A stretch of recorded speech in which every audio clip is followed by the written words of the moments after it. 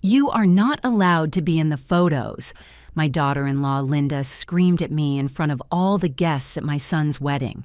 There I stood, in the dress I had bought, especially for Michael's marriage, when those words pierced my heart like lightning. David, her brother and the wedding photographer, just lowered his camera and looked at me with pity. It was my own son's wedding, which I had paid for completely. Every cent of the $50,000 the party cost came from me.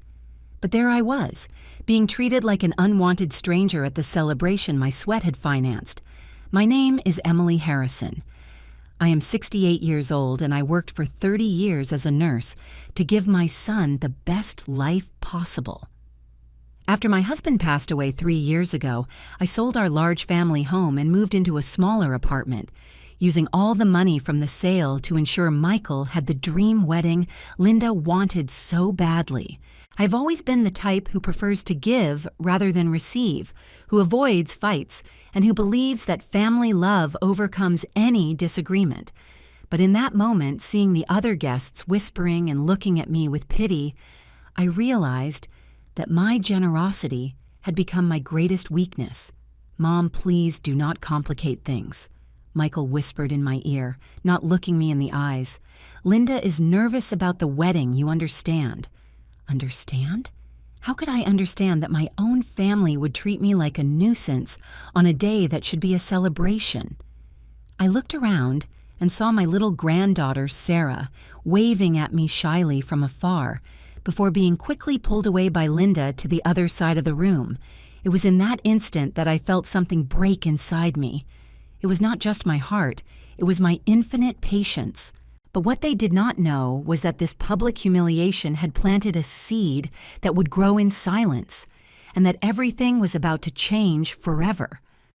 The ballroom, the rose bushes, everything shone with the golden lights I had personally chosen. Every detail of that wedding bore my signature, from the white and pink flowers adorning every table to the live orchestra I had hired because I knew Michael loved classical music since he was a child. I had worked double shifts at General Hospital for 6 months to gather the necessary money. At 68, with knees that already ached after so many years walking hospital corridors, I kept working because I wanted my only son to have the perfect celebration. Linda had come into our lives like a hurricane 2 years ago, tall, thin, with those green eyes that hypnotized Michael from the first moment. I tried to be the perfect mother-in-law, the one who never interferes, the one who always supports. When she wanted the wedding to be at the most expensive venue in the city, I nodded. When she asked for the dress to be imported from New York, I opened my wallet. When she demanded the honeymoon be 2 weeks in Hawaii, I took the last dollars from my savings. "Mrs. Harrison, you are an angel," Linda would tell me when she needed money. "I do not know what we would do without your support." But those sweet words turned to ice when she was not asking for something. At family gatherings, she ignored me. In conversations, she spoke as if I were not present. And Michael, my son, whom I had raised with so much love, simply turned a blind eye. The wedding day had started early for me. I got up at 5 in the morning to go to the hair salon. I wanted to look perfect for my son's big day. Rose, the stylist who had known me for years, had done an elegant hairstyle and applied my makeup with special care. "You look beautiful, Emily. Your son is going to be very proud," she had told me while I looked in the mirror. I arrived at the venue 2 hours before the ceremony to supervise the final details. Everything had to be perfect. I checked that the tables were well arranged, that the flowers were fresh, that the sound system worked correctly. It was my gift to Michael. But more than that, it was my way of showing him how much I loved him. The guests began to arrive, and I felt proud seeing their faces of admiration. "What an elegant wedding!" I heard everywhere. "You can tell they spared no expense." And they were right. I had not spared anything. I had spent down to the last dollar I had. I had even taken out a small loan from the bank to cover the final expenses.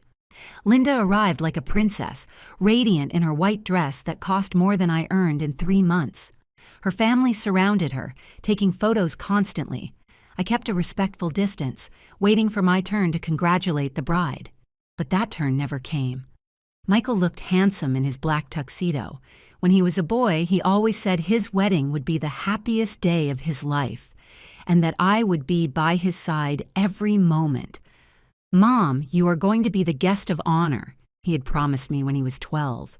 But now, at 35, he seemed to have forgotten that promise. The ceremony was beautiful. I sat in the second row because the first was reserved for the immediate family, as Linda had explained to me days before. I cried with emotion watching my son say his vows, remembering the baby I had raised alone after his father abandoned us when Michael was just 5 years old. After the ceremony came the photo session. It was the moment I had waited for the most. Finally, I was going to have beautiful photos with my son on his special day. Photos I could show with pride to my neighbors, photos that would adorn my living room forever. I approached the family group with a smile, smoothing out the navy blue dress I liked so much. I had lost weight in the last weeks from the stress of organizing everything, but the dress fit me perfectly. "Michael, honey, can we take the family photos now?" I asked with sweetness. It was then that Linda turned toward me with an expression I will never forget. Her green eyes shone in a cold, almost cruel way. "You are not allowed to be in the photos," she shouted so loud that several guests turned to look at us. "These are family photos, and here the family is David, my parents, and us." The silence that followed was deafening. I felt as if all the eyes in the room were pinned on me. Mrs. Betty, my neighbor who had come to the wedding, looked at me with eyes full of tears of shared shame.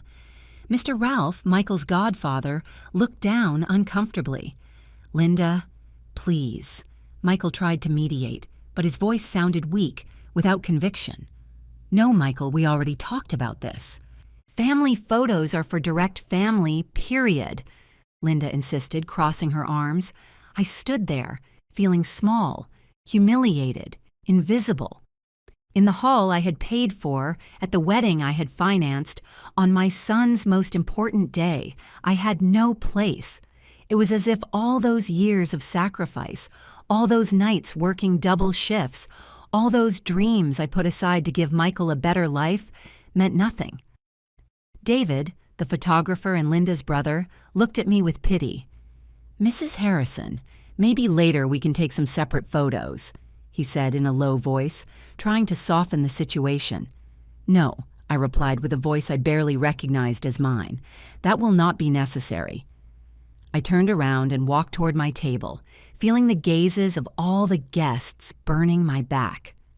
I sat at table number 8, the same table where I had put the neighbors from the block and some distant acquaintances. Not at the main table with the family, not at table 2 with close relatives. At table 8, as if I were just another guest, as if I were not the groom's mother, as if I were not the one who had made that entire celebration possible.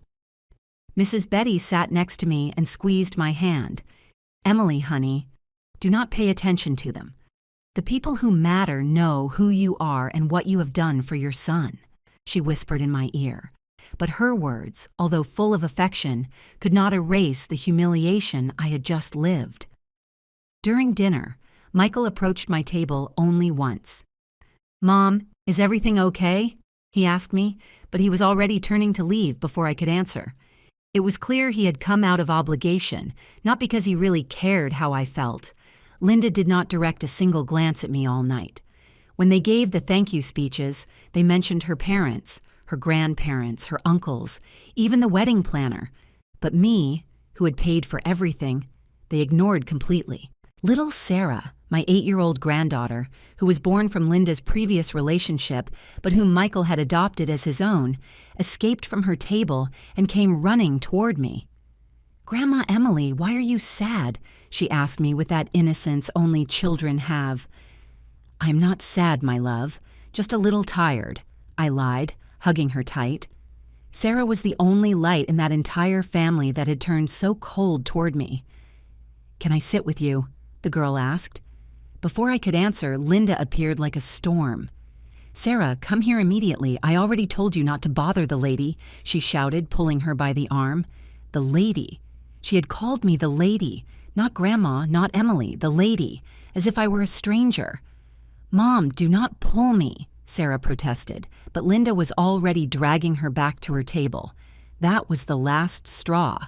Seeing how they kept my granddaughter away from me, how they treated me as if I were a toxic person when all I had done was love and support them, broke something inside me that I knew could never be repaired again. The rest of the party passed like a fog.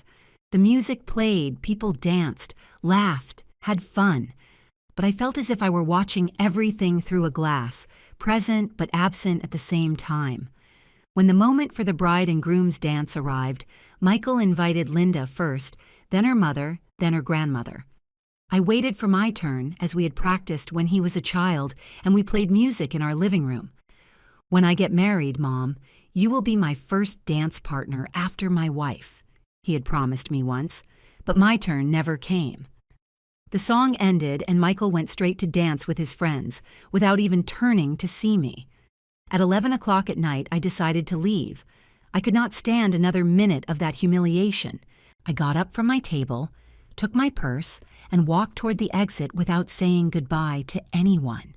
If they did not want me in the photos, if they did not want me in the dances, if they did not want me in the speeches, then they would not have me in their farewell either. "Leaving already, Mrs. Harrison?" asked Mike, the waiter who knew me from work because I had worked hospital events and he was sometimes in charge of service. "Yes, Mike, I have done my part," I replied. And those words had more meaning than he could imagine. I walked to the bus stop with my new shoes that already hurt, with my navy blue dress that no longer seemed so pretty, with my heart feeling as if chunks had been torn out of it. The fresh night air hit my face, and for the first time all day, I could breathe calmly. On the bus back home, I looked out the window at the city lights and realized something that scared me and liberated me at the same time. I was no longer willing to continue being invisible in my own life. I was no longer willing to keep begging for crumbs of affection from people who saw me as a nuisance. I arrived at my apartment at midnight, took off the blue dress, and hung it in the closet, knowing I would probably never wear it again. I sat on my bed, still with my makeup on, and cried like I had not cried since my husband's funeral. But among those tears was something different, something I had not felt in a long time, a spark of dignity that was beginning to light up again. It was tiny, barely perceptible, but it was there. And that spark told me that things could not go on like this forever. That night, before falling asleep, I made a decision that would change everything.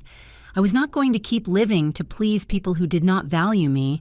I did not know exactly what I was going to do, but I knew something had to change. And as I fell asleep, an idea began to form in my mind, an idea that would grow in silence over the next few weeks until it became the most important decision of my life. Because sometimes, when they humiliate you so much, when they make you feel so small, the only thing you can do is stand up and prove you are worth much more than they believe. And I was about to discover exactly how much I was worth. The week following the wedding passed like an eternity of silence. Michael did not call me a single time, not to ask if I had gotten home safely, not to thank me for the party, not even to apologize for what had happened. It was as if that humiliation had been something normal, something I deserved. On Monday morning, when I woke up and saw my phone without messages, I felt a pang in my chest that would accompany me during all those days of abandonment. Mrs. Betty, my neighbor from the apartment next door, came to visit me every afternoon. She had been at the wedding and had seen everything. "Emily, honey, that boy has no forgiveness from God. After everything you have done for him," she would say while we drank coffee in my small kitchen. But I always defended him. "No, Betty, surely they are busy with the honeymoon. They will call me soon." Although inside, I knew I was lying to myself. On Wednesday of that first week, I decided to break the silence. I dialed Michael's number with trembling hands. It rang 5 times before he answered. "Hello," he said with a cold voice I did not recognize. "Son, it is me, your mom. How are you guys? How was the honeymoon?" There was a long pause before he answered. "Good, Mom. Everything is good. Listen, I'm in a meeting. Can I call you later?" "Of course, son, no problem," I told him. But I knew he was not going to call. And I was right. The days turned into a routine of hope and disappointment. I got up early, as I always had, but I no longer had the hospital to go to. I had retired 6 months earlier precisely so I could dedicate myself completely to organizing the perfect wedding for Michael. Now, at 68 and a lifetime of work behind me, I found myself with endless days and a silence that weighed on me like a slab. I spent the mornings cleaning my apartment until it was spotless, although it was already perfectly tidy. I washed the same dishes 3 times. I dusted furniture that did not have a speck of dust. I ironed clothes I had just ironed. It was my way of keeping my mind busy, of not thinking about what had happened, of not facing the reality that was becoming more evident every day. I had lost my son. The afternoons I dedicated to looking at photos on my phone. I had hundreds of photographs of Michael, from when he was a baby until his wedding day. I saw him there, in my arms when he was just a few months old, with that toothless smile that melted my heart. I remembered him taking his first steps in the living room of our little house, running toward my arms with his little arms outstretched, shouting, "Mommy, Mommy!" Those memories transported me to happier times, but they also hurt like an open wound. I remembered the nights he woke up with nightmares after his dad abandoned us, and how I comforted him singing the lullabies my mom had taught me. "Do not worry, my son. Your mommy is always going to be here with you," I whispered to him while I rocked him until he fell asleep again. One of those afternoons, looking at a photo of Michael at his college graduation, I realized that in that image, he was radiant with happiness. Not for himself, but for me. I had managed to give him the education I never had. I had worked double shifts at the hospital. I had sold the few jewels I had. I had taken out loans that took me years to pay, all so he could study business at a private university. "Mom, you are the strongest woman in the world," he had told me that graduation day with tears in his eyes. "Everything I am, I owe to you. Someday I am going to pay you back for everything you have done for me." I had hugged him so tight that day, feeling like the proudest mom in the world. But now, 5 years later, those words sounded hollow, like promises carried away by the wind. On Friday of that first week, without news from Michael, I decided to walk to the hospital where I had worked for 30 years. I wanted to say hello to the colleagues who still worked there, keep myself connected to something that gave me purpose. Rose, the head nurse, welcomed me with much affection. "Emily, what a pleasure to see you. How was the wedding? Show us the photos." That question hit me like a slap. The photos. The few photos I had were the ones Mrs. Betty had taken with her cell phone from our table. Blurry photos where I appeared from afar, like just another guest. I did not have a single photo with Michael. Not a single photo where I appeared as the groom's mother, as the person who had made that entire celebration possible. "I forgot my phone at home," I lied. "I will bring them another day." Rose looked at me with that intuition nurses develop after years of caring for others. She knew something was not right, but she did not insist. She invited me to eat in the hospital cafeteria, and for a moment I felt useful again, listening to work gossip, patient stories, everyday problems that seemed trivial compared to the pain I carried inside. Over the weekend, I decided to deep clean my apartment, not because it was dirty, but because I needed to do something with my hands. While organizing the closet, I came across a box I had not opened in years. Inside were all the drawings Michael had made for me as a child, the letters he had written me on Mother's Day, the elementary and middle school diplomas where my name appeared as his only relative. One of the letters, written in his 8-year-old handwriting, said, "Dear Mommy, you are the best mom in the world. When I grow up, I am going to work hard to buy you a big house and you will never have to work again. I love you very much. Your son who adores you, Michael." He had written that letter after an especially difficult day at the hospital, when I arrived home exhausted and he saw me crying from fatigue. I sat on the floor of my bedroom with that letter in my hands and cried like I had not cried since the night of the wedding. They were not just tears of sadness, they were tears of rage, of disappointment, of a loneliness that was eating me up inside. At what moment had I lost that sweet boy who promised to take care of me when he grew up? At what moment had he become a man who treated me as if I were invisible? On Monday of the second week, Michael finally called me. But it was not the call I expected. His voice sounded different, harder, more distant. "Mom, Linda and I need to talk to you. Can we come to your house this afternoon?" My heart raced. I thought they were finally going to apologize, that they were finally going to acknowledge how badly they had treated me. "Of course, my son. I will be waiting for you. Do you want me to prepare something to eat?" "No, Mom, that will not be necessary. It is a quick conversation." That afternoon I dressed especially well. I wore my green dress that Michael had always liked. I put on a little makeup and even sprayed the perfume he had given me for my birthday last year.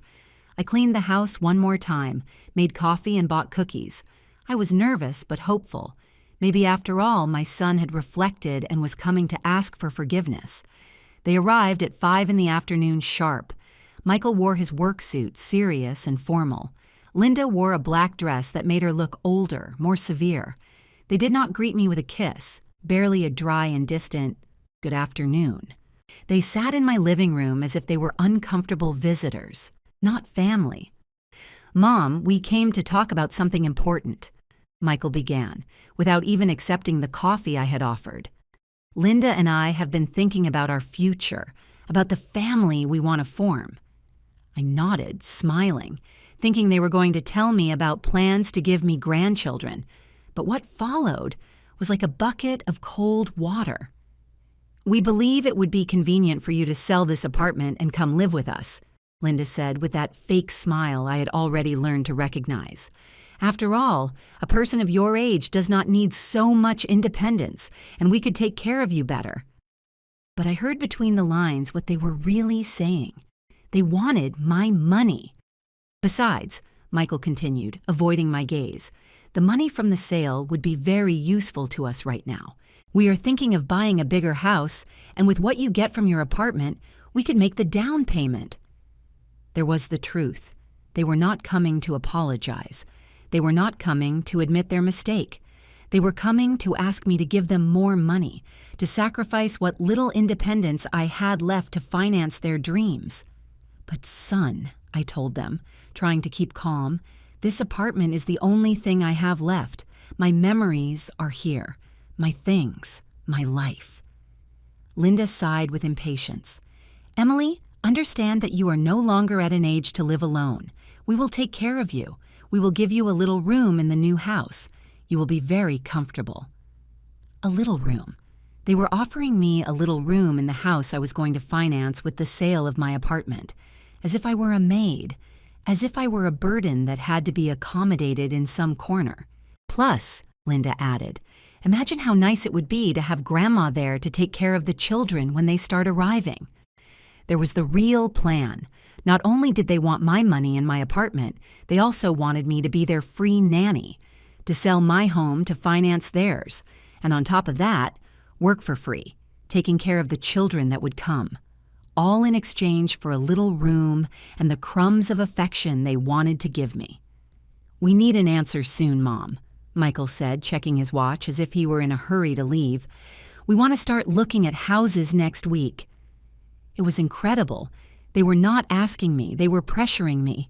It was not a proposal, it was a demand disguised as family convenience. "Let me think about it," I told them, feeling rage beginning to grow in my stomach. "It is a very big decision." Linda sighed with annoyance. "Emily, there is not much to think about.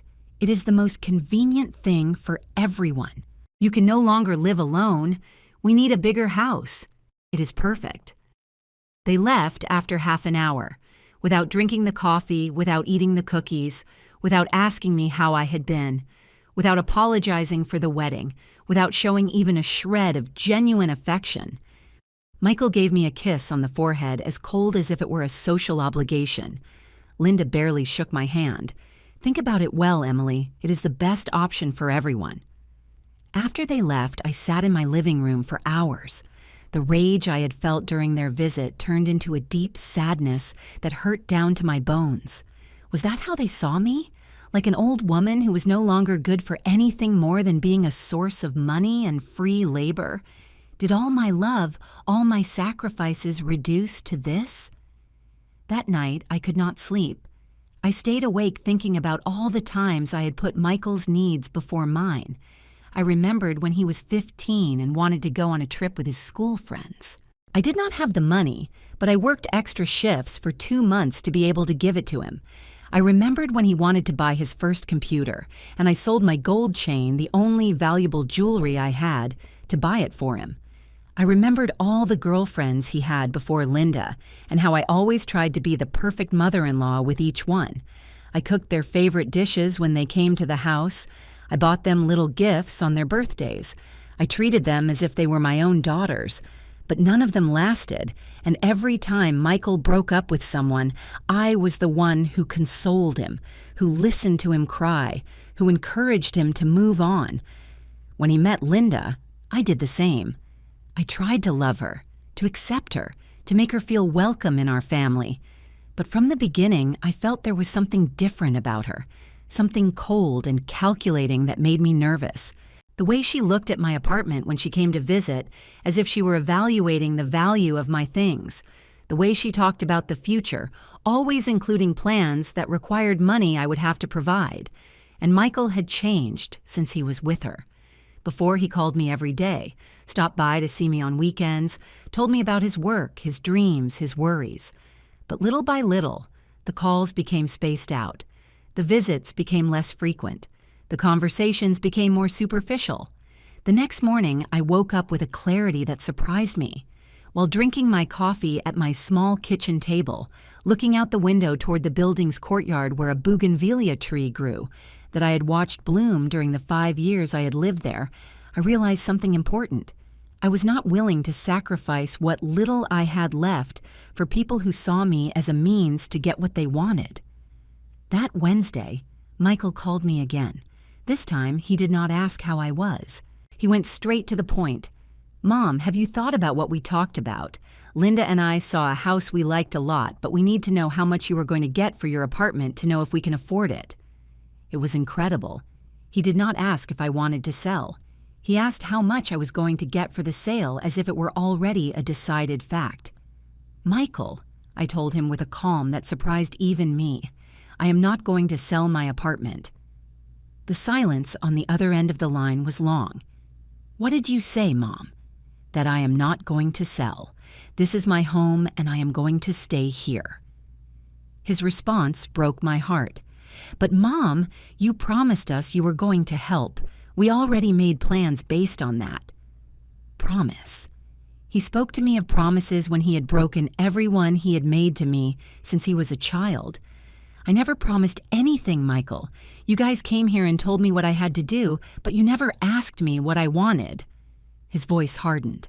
"Mom, do not be selfish. We are young. We have a whole life ahead of us. You already lived your life. You already lived your life." Those words hurt me more than any physical blow. At 68, according to my son, my life was already over. I only remained useful to finance the lives of others, to take care of other people's children, to occupy a little room in a house I myself would have paid for. "Michael," I told him, with a voice I did not recognize as mine, "I'm going to hang up. When you are ready to speak to me as your mother, and not as your personal bank, call me." And I hung up. For the first time in my life, I hung up the phone on my son. The days that followed were of a different silence. It was not the silence of waiting. It was the silence of decision. There was something changing inside me, something that had been asleep for years and was finally waking up. It was my dignity, my self-worth, my right to be treated with respect. Mrs. Betty noticed the change when she came to visit me that Friday. "Emily, you look different, stronger." And she was right. I felt different. For the first time in a long time, I was not waiting for the phone to ring. I was not distressed about pleasing others. I was not sacrificing my well-being for someone else's happiness. That night, before falling asleep, I made a decision that would change everything. I was going to start living for myself. I did not know exactly what that meant yet, but I knew it was time to stop being invisible in my own life. It was time for Emily Harrison, the woman who had worked 30 years to support her family, to start valuing herself as much as she had valued others. And as I closed my eyes that night, a small but real smile appeared on my lips, because for the first time in a long time, I felt alive. That early morning, I woke up at 4 with a mental clarity I had not felt in years. It was not a gradual awakening. It was as if someone had turned on a very bright light in my head. I lay there, looking at my bedroom ceiling, and for the first time in a long time, I knew exactly what I had to do. I was no longer going to continue being the victim of my own generosity. I was no longer going to allow them to treat me as if I were an object that is used and discarded. I got out of bed with energy I had not felt in months and went straight to my desk. There, in the bottom drawer that I always kept locked, were all my important documents. The deed to my apartment, the statements from my savings account, where I had $35,000 I had gathered working my whole life, and above all, the will I had made 3 years ago when my husband died. In that will, Michael was my sole heir to everything. The apartment, the savings, the few jewels I had left, and something he did not know existed. A small cottage in the countryside, near a beautiful lake, that I had inherited from my mother 5 years ago. I had kept that little house a secret, renting it to a family of retired teachers who paid me very well and took care of the property as if it were theirs. But that morning, looking at those papers that represented a lifetime of work and sacrifice, I realized I had power. I had more power than Michael and Linda imagined, and it was time to use it, not to hurt, but to protect myself and recover my dignity. By 6 in the morning, I was already dressed and ready to go out. I ate breakfast peacefully, watching the news on TV, and at 8 o'clock sharp, I took a taxi downtown. I had 3 very important stops to make that day, and each of them would change my life forever. The first stop was at the law firm of Mr. Hector Roberts, a lawyer Mrs. Betty had recommended to me. His office was in an old but elegant building. The lawyer was a man of about 50, with gray hair at his temples and a kind but serious look. When I explained my situation, he listened without interrupting me a single time. "Mrs. Harrison," he said when I finished telling him everything, "are you completely sure of what you want to do? Family decisions can be reversed with time and dialogue." His concern was genuine, and I thanked him for it. "Mr. Roberts," I replied, with a firmness that surprised myself, "I am more certain of this than anything else in my life. I want to change my will completely." I explained that I wanted to leave everything to 3 charities: an orphanage that cared for abandoned children, a nursing home for the homeless elderly, and a foundation that gave scholarships to low-income women to study nursing. "I want my money to help people who really need it and are going to value it," I told him. The lawyer nodded and we began to work on the new document. The process took all morning. We reviewed every paragraph of the new will 3 times. We specified every beneficiary clearly. Michael was not mentioned a single time in the new document.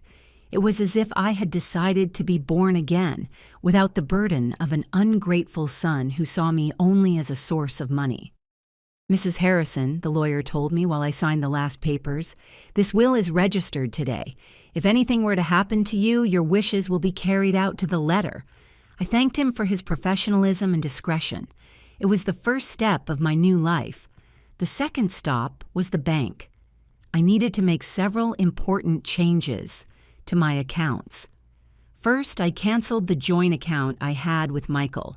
It was an account we had opened 5 years ago for emergencies, where I deposited $200 every month in case he needed something urgent. In that account, I had accumulated $2,500 over the years. Mrs. Harrison, the bank executive told me, "Are you sure you want to close this account? Your son would have to sign too." "No," I replied calmly. "Check the papers well. The account is in my name. He only has access as a beneficiary. I have the right to close it whenever I want." After reviewing the documents, the executive confirmed I was right. I transferred that money to a new account I opened that same day, an account where only I had access. I also changed all my PINs and passwords. Michael could no longer check my banking movements. He would no longer know how much money I had. He could no longer plan his future based on my assets. But that was not all. I asked the executive to help me set up an automatic monthly transfer to the 3 charities I had put in my will. From that day on, $100 a month would go directly to each of them. It was my way of starting to help now, without waiting until I died. The third stop was the most emotionally painful but also the most liberating. I went to the jewelry store where I had pawned my last valuable pieces to pay for part of Michael's wedding. I had a month to redeem them, and that day marked exactly 3 weeks since I had left them there. The jewels were few but very significant. My wedding ring, a gold chain that had been my mom's, and some pearl earrings my husband had given me on our 20th anniversary. I had pawned them for $3,000, money I had used to pay the orchestra and the wedding flowers. "Coming to get your jewelry back, Mrs. Harrison?" asked Mr. Mike, the owner of the jewelry store who already knew me from previous years. "No," I replied with a tranquility that surprised me. "I come to sell them." His face filled with surprise. "Are you sure? They are very beautiful pieces of much sentimental value." "Precisely for that reason," I explained. "I no longer want to carry memories that hurt me. It is time to move on." Mr. Mike offered me $6,000 for the 3 pieces. It was a fair price, and I accepted without haggling. I was going to use that money for something very special, for myself. I returned home that afternoon feeling like a completely different person. In a single morning, I had taken control of my life in a way I had never imagined possible. I had protected my assets. I had ensured my legacy went to people who deserved it. And I had freed myself from objects that tied me to the past. But the most important thing was the feeling of freedom I felt. For the first time in decades, I did not have to consult my decisions with anyone. I did not have to worry about how others would react to my choices. I did not have to sacrifice my well-being to please people who did not value me. That night, while I was eating dinner quietly in my kitchen, the phone rang. It was Michael. His voice sounded different, more desperate. "Mom, can we talk? Linda and I need to know if you decided about the apartment. There are some papers we need you to sign tomorrow." "What papers?" I asked with genuine curiosity. "They are for the down payment on the house. The seller needs the guarantee that we are going to have the full money next week." It was incredible. Not only had they assumed I was going to sell my apartment, but they had already committed the money to third parties. "Michael," I told him with a calm that disconcerted him, "I am not going to sign any paper and I am not going to sell my apartment. I already told you that this is my house and I am going to stay here." The silence on the other end was long. "Mom, are you going crazy? We already told these people we were going to have the money." Crazy. His own mother had gone crazy for not wanting to give him her assets. "Michael, that is your problem and your wife's. I never committed to anything." His voice became aggressive. "Mom, you are hurting us. We are your family. We have the right to expect your support." Right. They believed they had a right to my money, to my decisions, to my life. "Michael, the only right you have is to respect me, and you have not done that in a long time." I heard him passing the phone to someone else. It was Linda. "Emily, stop being so selfish," she shouted at me with a fury that no longer intimidated me. A person of your age does not need so much money. We are young. We can actually take advantage of that opportunity. It was fascinating to hear her true opinion of me. According to her, because I was older, I had no right to my own assets. Linda, I told her with a serenity that exasperated her more, my age is precisely the reason I need my money more. I no longer have time to recover what I lose. She shouted something else I did not manage to understand before Michael took the phone back. Mom, tomorrow we are going to go to your house, and we are going to talk about this as it should be, he told me with a threatening tone I had never heard from him. There is nothing to talk about, Michael. My decision is made. We will see if it is made when we get there, he shouted before hanging up. After that call, I realized I had to accelerate my plans. The next day would be Friday, and probably Michael and Linda were going to come with more pressure, maybe even with legal papers or threats. I had to be prepared. That night, I could not sleep, but it was not from anxiety or fear. It was from excitement. It was as if, after years of being asleep, I had finally woken up. I got up several times to review the papers of the new will, to count the money I had kept in a small safe I had in my closet, to plan what I was going to do next. At 5 a.m. on Friday, I was already awake and ready to act. I had 4 very important calls to make before Michael and Linda appeared at my house. The first call was to the administration of the building where I lived. I asked them to change the lock on my apartment that same day. Mrs. Harrison, is there a security problem? Asked the manager. Yes, I answered without lying. I need to ensure that only authorized people can enter my home. The second call was to Mrs. Betty. I asked her to be a witness to something very important that was going to happen that day. She, who knew me so well, understood immediately that something big was changing in my life. Emily, count on me for whatever you need, she told me with that loyalty only true friends give. The third call was to lawyer Hector Roberts. I asked him to prepare a legal letter where it was clear that I had no financial obligation to my son and that any pressure or threat to get my money constituted a crime. Mrs. Harrison, are you receiving threats? He asked worriedly. Not yet, Mr. Roberts, but I want to be prepared. The fourth call was the most emotionally difficult. I called Sarah's school, my granddaughter. I asked to speak to the principal and explained that from that day on, I would not be available to pick up the girl or for any emergency related to her.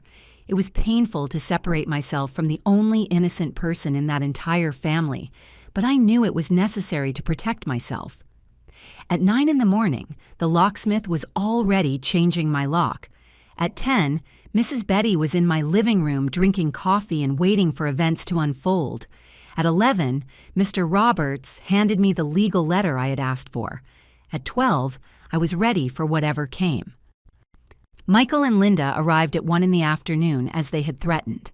I heard them ring the doorbell insistently. Then I heard Michael shouting my name from the hallway. Mrs. Betty and I remained silent, waiting. "Mom, open the door. We know you are there," Michael shouted. Then I heard him trying to put his key in the lock, the noise of the key not entering, the struggle, the desperate attempts. "Emily, open immediately," Linda shouted. After 10 minutes of shouting and struggling, Michael rang Mrs. Betty's doorbell. She opened her door and he asked for me. "Have you seen my mom?" "She does not open the door and her key does not work." Mrs. Betty, who had been a nurse like me and knew how to handle difficult situations, answered him calmly. "Michael, your mom is fine, but she does not want to receive visitors today. She cannot deny me entry to her house," he shouted. "I am her son. I have rights." Mrs. Betty answered him with a firmness that filled me with pride. "Michael, the only right you have is the one she wants to give you, and obviously today she does not want to give you any." After half an hour of shouting, threats, and struggling, they left. But I knew they were going to come back. That is why I had prepared my next move. That same afternoon, I was going to disappear from their lives forever. At 3 p.m, when I was sure they had gone, I called a taxi. I had 2 suitcases ready with the most important things, clothes, documents, some memories I really valued, and the cash I had saved. Mrs. Betty helped me take them down. "Where are you going, Emily?" she asked me with tears in her eyes. "To start a new life, Betty. To a place where I can be happy without having to ask anyone for permission." I gave her a long hug and promised I would write to her when I was settled. In the taxi, while watching the building where I had lived 5 years through the window, I felt a mixture of nostalgia and liberation. I was leaving behind a life of unvalued sacrifices, of unrequited love, of misinterpreted generosity. But I was also leaving behind the last vestiges of the woman I had been, the self-sacrificing mother, the silent victim, the person who lived to please others. The taxi took me straight to the southern bus station. My destination was the countryside, to the cottage I had inherited from my mom and which Michael did not know existed. It was a small but beautiful house, with a garden full of flowers and a precious view of the mountains and the lake. The family that rented it had moved out the previous week, so I was arriving at the perfect moment to start my new life. During the bus trip, which lasted almost 2 hours, I did not feel a moment of regret. On the contrary, while watching the landscape change from the city to the fields, I felt as if I were being reborn. At 68, for the first time in my life, I was going to live only for myself. When I arrived at the cottage and took the local taxi to my new house, the sun was starting to set. The little house looked exactly as I remembered it. White with blue shutters, surrounded by purple bougainvillea that gave it a magical look. It was small, but perfect. It had 2 bedrooms, a living dining room, an equipped kitchen, and most beautiful of all, a porch with a view of the mountains where I could drink my coffee every morning. That first night in my new house, while unpacking my things in the main bedroom, I found a note the family who rented the house had left. It said, "Mrs. Harrison, thank you very much for being such a good landlady to us. This house has very good energy. We hope you are very happy here." Good energy. It was exactly what I needed. I went to bed that night in my new bed, listening to the sounds of the countryside, breathing the fresh mountain air, and for the first time in years, I felt completely at peace. I had taken control of my life. I had protected my assets from people who did not deserve them. I had set boundaries I had never set before. And most importantly, I had started to value myself as much as I had always valued others. Tomorrow, my new life would officially begin. A life where Emily Harrison would not be invisible, would not be a means to achieve the ends of others, would not be a victim of her own generosity. I would simply be Emily, a woman free to live however she pleased. And as I closed my eyes that first night in my new home, I smiled knowing I had made the best decision of my life. My first week in the countryside was like waking up from a nightmare that had lasted years. Every morning I got up at 6, not because I had to, but because I wanted to. I prepared my coffee slowly, without hurry, and sat on the porch to watch the sunrise painting the mountains in golden and pink colors. It was a view I never got tired of admiring, so different from the gray concrete that had been my panorama for years in the city.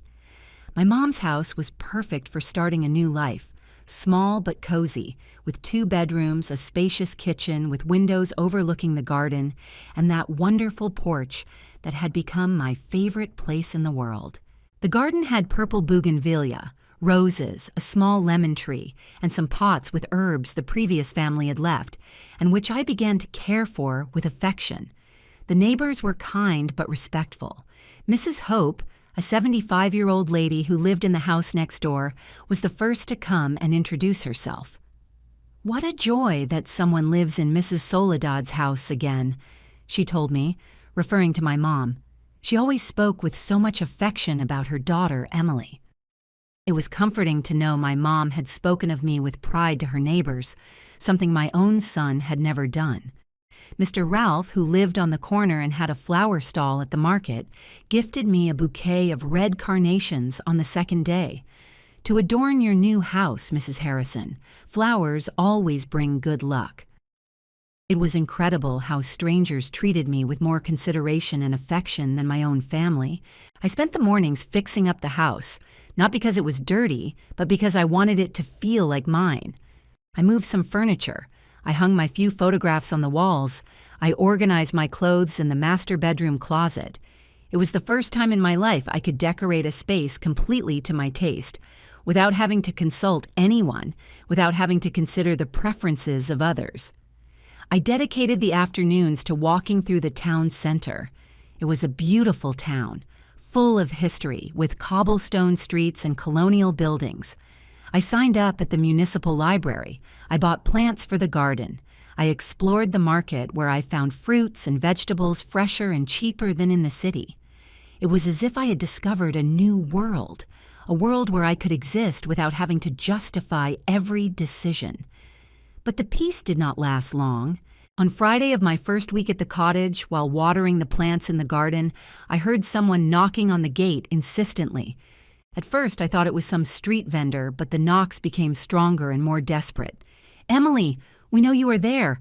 Open immediately." It was the voice of Linda, my daughter-in-law. My heart raced, but not from fear, but from annoyance. How had they found me? I peeked discreetly through the living room window and saw them. Michael, Linda, and to my surprise, an older man I did not recognize, but from the physical resemblance to Linda, I deduced was her father. "Emily, do not pretend you are not there. The neighbor told us he saw you go in," Michael shouted with a desperation that seemed strange to me. In all the years I had known him, I had never seen him so upset about wanting to see me. I decided not to open. I stayed in the living room, listening to the shouts from outside, feeling a mixture of sadness and satisfaction. Sadness because my own son was at my door, shouting at me as if I were a criminal, and satisfaction because for the first time in my life, I had the control to decide if I wanted to see him or not. "Mom, please, we have to talk. Something very serious is happening," Michael shouted. His voice broke at the end, and for a moment I felt the temptation to open, but I stood firm. If something serious was happening, it had been a consequence of his own decisions. After 20 minutes of shouting and pleading, they left. But I knew they were going to come back. Through Mrs. Betty, I had heard they were looking for me desperately in the city, that they had gone to the hospital where I worked, that they had asked all my acquaintances. It was evident something important had happened for them to look for me with such insistence. That night I could not sleep calmly, not from regret, but from curiosity. What had happened? Why so much desperation? The next day I decided to call Mrs. Betty to know what was occurring in the capital. "Emily, good thing you called," Betty told me with a strange emotion in her voice. "Honey, you cannot imagine what is happening here. Michael and Linda are like crazy people looking for you." She told me they had been at the building every day, that they had spoken to the manager, that they had tried to get information on my banking movements. "But that is not the best part," Betty continued, with a smile I could imagine through the phone. "Yesterday, 2 very elegant men came in suits and ties, asking for Michael. When Mrs. Rose told them he did not live here, they said it was urgent to find him, that they had to talk to him about some financial commitments." My heart raced. Financial commitments. That explained the desperation. "Betty, do you know anything else?"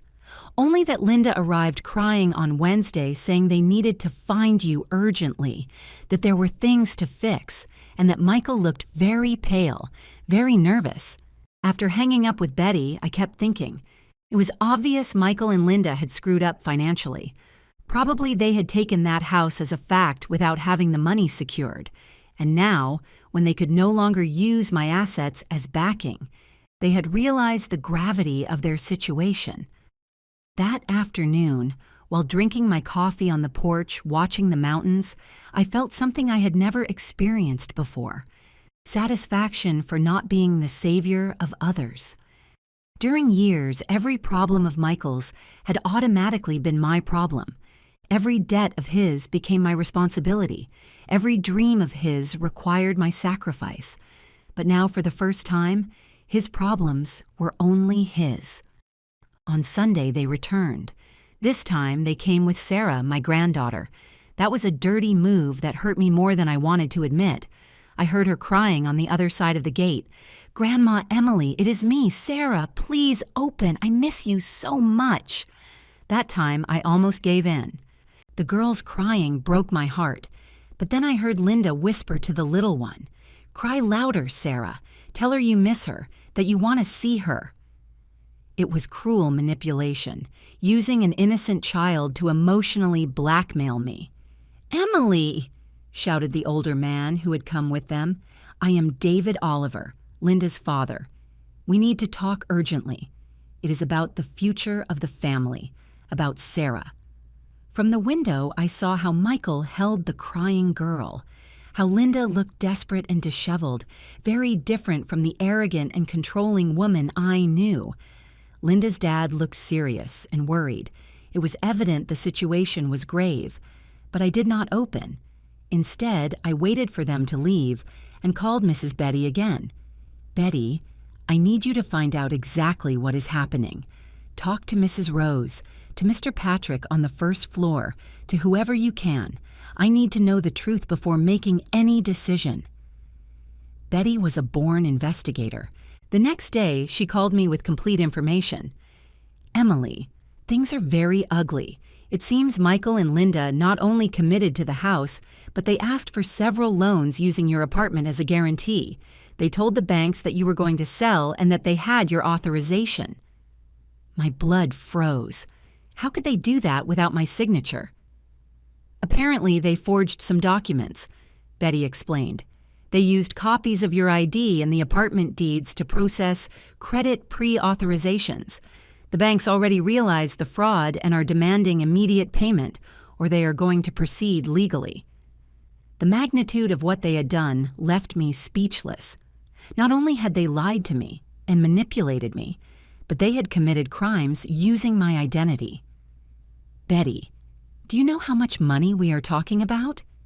Mrs. Rose heard it was more than $50,000 in total. $50,000.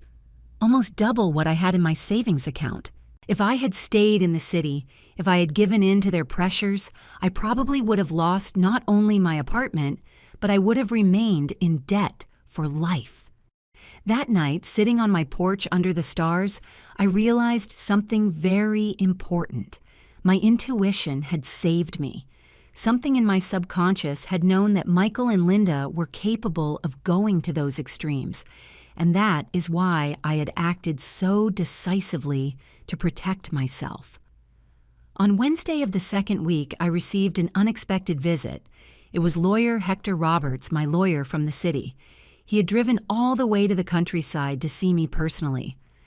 "Mrs. Harrison," he told me while we drank coffee in my living room, "I come to inform you that your son and your daughter-in-law are in serious legal trouble. They have tried to use your identity to get loans, and when the banks discovered the fraud, they came to find me to verify your legal situation." The lawyer explained that Michael had gone to his office the previous week, desperate, looking for ways to fix the misunderstanding with the banks. "He asked me to contact you to convince you to help them. I told him that was impossible, that you had been very clear in your instructions." "What is going to happen now?" I asked. "If they do not pay in the next 15 days, they are going to face criminal charges for forgery of documents and fraud, and they are going to lose everything they gave as additional collateral. Turns out Michael had pawned his car, had taken cash advances on his credit card, had borrowed money from work colleagues. In his desperation to get the money for the house, he had mortgaged his entire future, assuming I was going to rescue him as always." "Mr. Roberts," I said after a long silence, "is there any way this affects me legally?" "No, Mrs. Harrison. Your assets are completely protected. In fact, the fact that you changed all your accounts and documents protects you from any future claim." When the lawyer left, I stayed reflecting on the ironies of life. Michael had spent his entire adult life seeing my money as his, planning his future based on my inheritance, treating me as if I were a means to achieve his ends. And now, when he needed me most, I had disappeared from his life completely. On Thursday, they received a new visit. This time, everyone came. Michael, Linda, her father, and even Linda's mother, an older lady who seemed as desperate as the rest. They brought Sarah again, but this time the girl was not crying. She looked confused and scared. I heard them from my bedroom window. Michael spoke with a voice I had never heard, a broken, pleading voice. "Mom, I know you are there. Please, I ask for your forgiveness for everything. I know I behaved badly. I know I hurt you. But please help us this last time. It is not for us. It is for Sarah.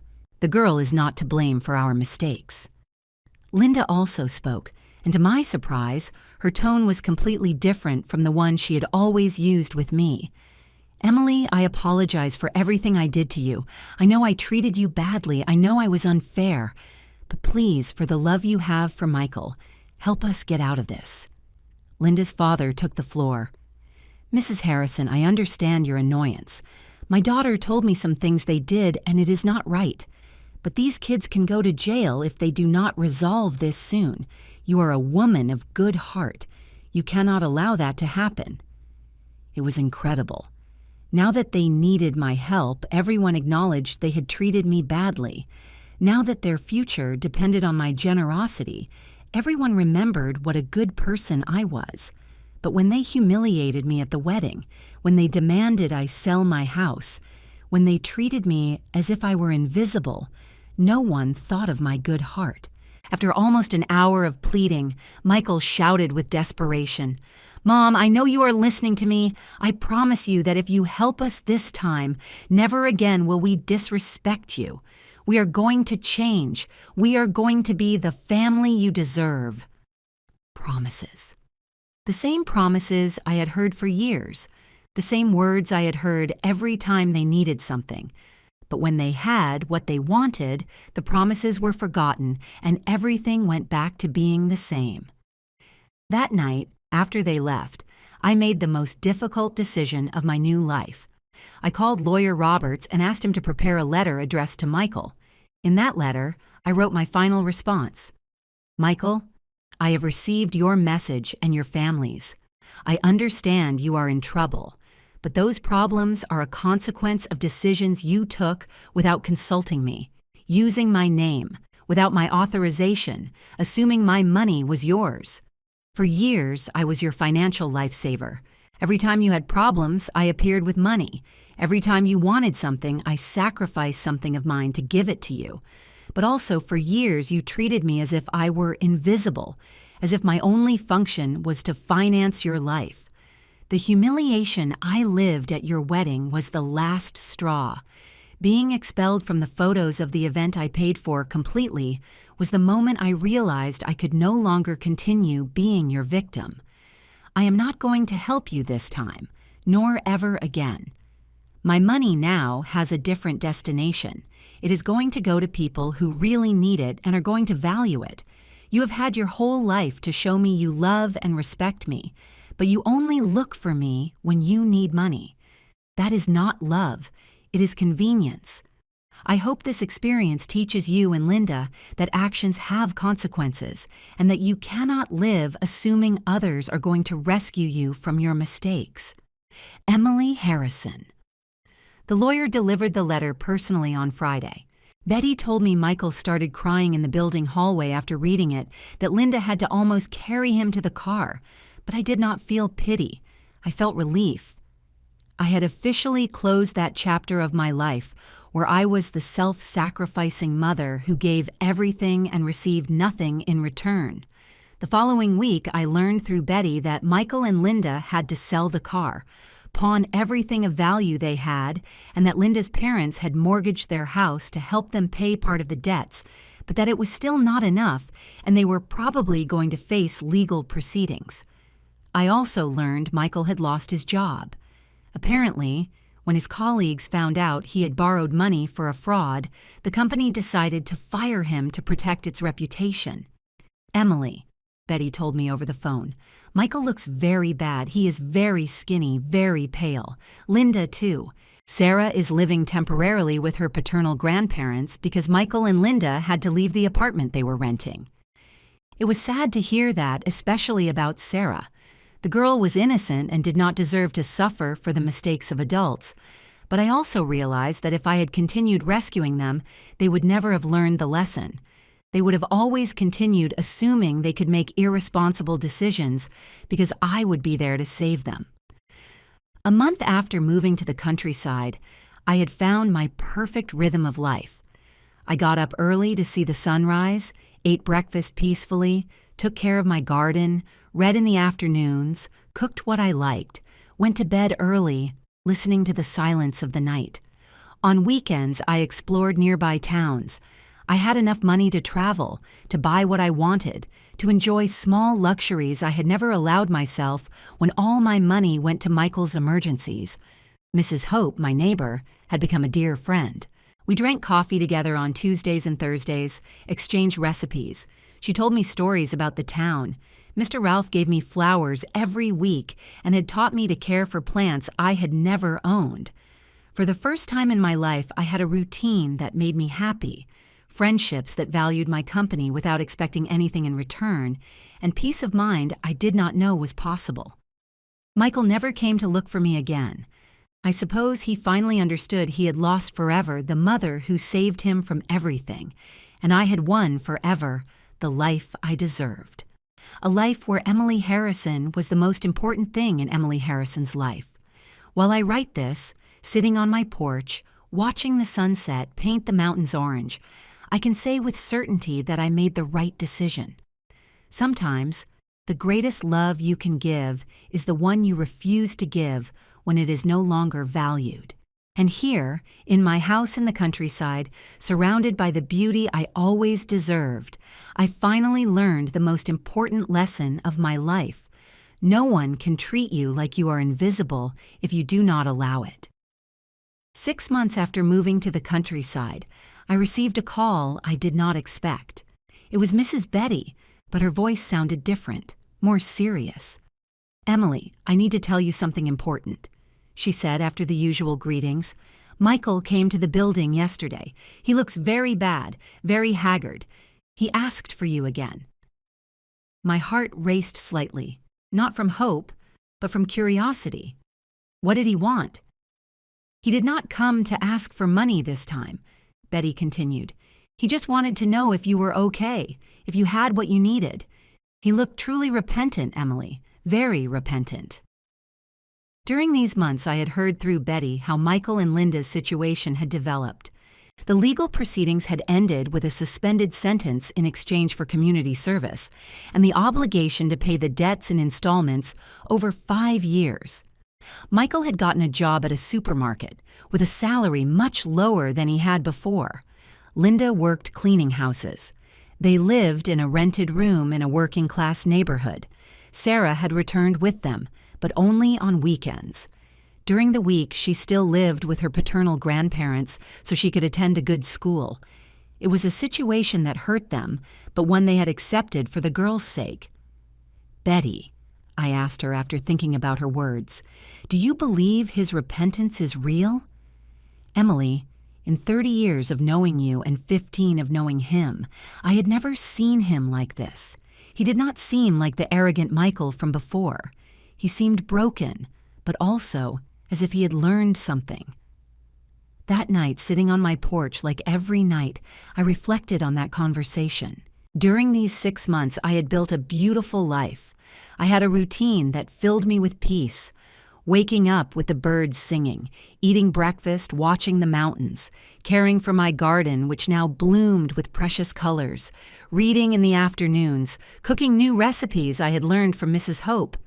On Tuesdays, I went to the market and met more people from town. On Thursdays, I attended a reading circle at the municipal library. On Saturdays, I visited nearby towns or simply enjoyed doing nothing. On Sundays, I dedicated to writing in a diary I had started, where I told about my new life and reflected on the previous one. I had learned to paint watercolors in a workshop taught at the Cultural Center. My first works were clumsy, but there was something deeply healing in mixing colors on paper, in creating something beautiful with my own hands. My favorite painting was a view of the mountains from my porch at sunrise, with the bougainvilleas in the foreground. I had also adopted a stray cat that appeared in my garden during my second month here. I called her Hope, like my neighbor, because she arrived just when I needed silent company the most. She was a small cat, white with gray spots, who had become my shadow. She accompanied me while I tended the plants, curled up in my lap while I read, slept at the foot of my bed.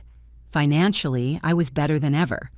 Without having to support Michael and his constant emergencies, my money stretched perfectly. I could give myself small luxuries, buy new books, try restaurants, travel occasionally, buy beautiful plants for my garden. The money that used to vanish rescuing others now stayed with me, allowing me to live with dignity and comfort.